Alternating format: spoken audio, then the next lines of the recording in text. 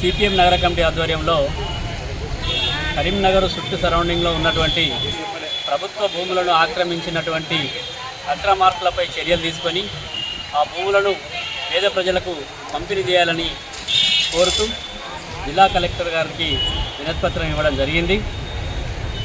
కరీంనగర్ పక్కనే ఉన్నటువంటి కొత్తపల్లి హవేలి మండలంలో ఉన్నటువంటి రేకుర్తి గ్రామంలో సుమారుగా 4500 ఎకరాల ప్రభుత్వ భూమిని షేక్ సాలేహ్ వంశస్థులు ఆక్టిఫై చేసుకున్నటువంటి పరిస్థితి ఉంది. ఇది గ్రామంలో మొదటి నుంచి 1వ నెంబర్ సర్వే నుండి 223 సర్వే నెంబర్ వరకు ఉన్నది. కానీ ఇది రాను రాను కొంతమంది అధికారులను పట్టుకొని వారు ఇది నదీనాలకు సంబంధించినటువంటి సర్వే నెంబర్లను సృష్టించి దళితులకు చెందవలసినటువంటి భూములను ఓసీలో ఆక్టిఫై చేస్తున్నటువంటి పరిస్థితి ఉంది.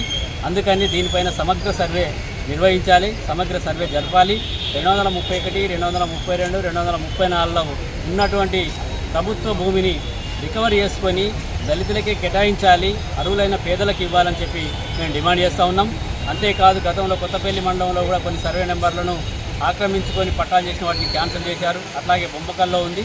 ప్రధానంగా రేకుర్తిలో ఉన్నటువంటి ప్రభుత్వ భూమిని షేక్ అబూబకర్ కాలనీకి సంబంధించినటువంటి వారు ఆక్రమించుకున్నారు. దీనిపైన సమగ్ర విచారణ జరిపించాలని చెప్పి కూడా మేము కోరుతా ఉన్నాం. ఈ ఆక్రమించుకున్నటువంటి భూమిని ప్రభుత్వం వెంటనే రికవరీ చేసుకొని అర్హులైన పేదలందరికీ కూడా పంపిణీ చేయాలని చెప్పి కూడా మేము సిపిఎంగా డిమాండ్ చేస్తాం. Hi, this is Neha Shetty. Please subscribe to GK News. Hi everybody, subscribe to GK News.